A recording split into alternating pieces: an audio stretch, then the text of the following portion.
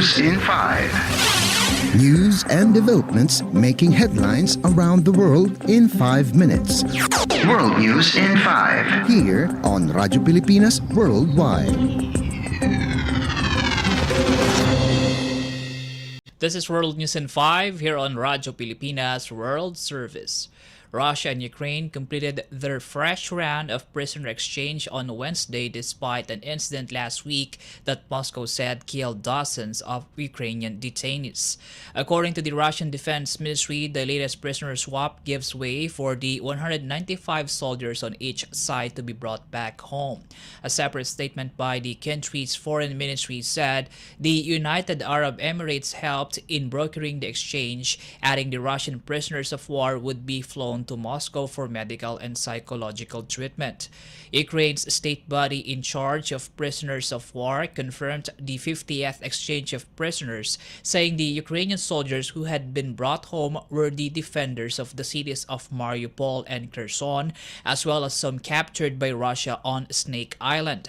Ukrainian President Volodymyr Zelensky hailed the latest exchange that he said brought back 207 Ukrainians, vowing Kyiv would bring home the remaining Ukrainian captives no matter what.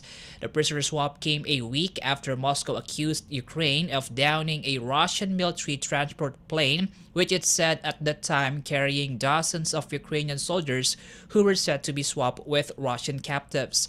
Kyiv has neither confirmed nor denied that it had downed the plane and has demanded Russia to release proof of who was on board the aircraft.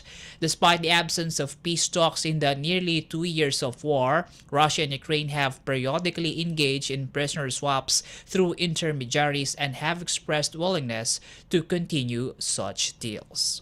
World News in 5. Here on Radyo Pilipinas Worldwide. News overseas, the United States announced additional sanctions against Myanmar's junta the same day as the Southeast Asian nation marked its third year under a military regime. The fresh sanctions targeted the Shwe Behind Pew group of companies, its owner Then Win Zhao, his wife, and 2 adult children. According to the U.S. Treasury Department, the company imports and distributes petroleum for the military and has a profit-sharing relationship with military conglomerate Myanmar Economic Holdings Limited, or MEHL, which Washington also slapped sanctions in 2021. Aside from the Shwe Behind Pew group, the U.S. also targeted MEHL-owned shipping company Myanmar 5-Star Line, accusing it of using ships' material for domestic weapons production for the military. The Treasury Department in a statement said the 2 entities have enabled the purchase of foreign currency and the import of petroleum and other materials on behalf of the junta. The State Department spokesperson Matthew Miller said the sanctions aim to target the junta's sources of revenue, which support military activities against civilians. He also reiterated Washington's call for the junta to change its course. Myanmar has been plagued by widespread conflict after the military toppled the democratically elected government of Aung San Suu Kyi in 2021. Since then, many protests turned into armed struggles against the junta, prompting the military government of Min Aung Hlaing to launch crackdowns on what they called terrorists. Junta's war against anti-coup forces has killed thousands, most of them civilians, and displaced around 2.3 million.